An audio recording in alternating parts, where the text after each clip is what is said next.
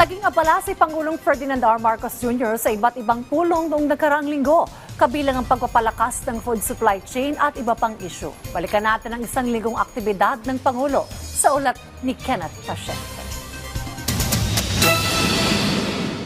Lunes nanguna si Pangulong Ferdinand R. Marcos Jr. sa panunumpa ng mga bagong talagang miyembro ng Parliament ng Bangsamoro Transition Authority.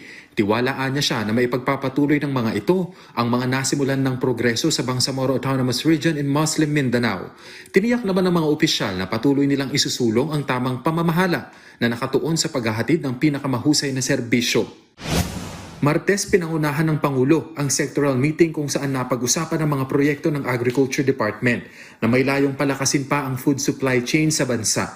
Kabilang sa mga inilatag na inisyatiba ay ang pagpapalawig ng cold storage facilities para mabawasan ang post-harvest losses ng mga magsasaka. Mainit ding tinanggap ng Pangulo ang ilang mga ambahador kabilang si Ambassador of the Republic of Colombia Rodrigo Rojas Garavito. Nagpresenta rin ng kanyang credentials si Ambassador Sin Saraem ng Kingdom of Cambodia. Gayon din si Ukraine Ambassador Yulia Fediv.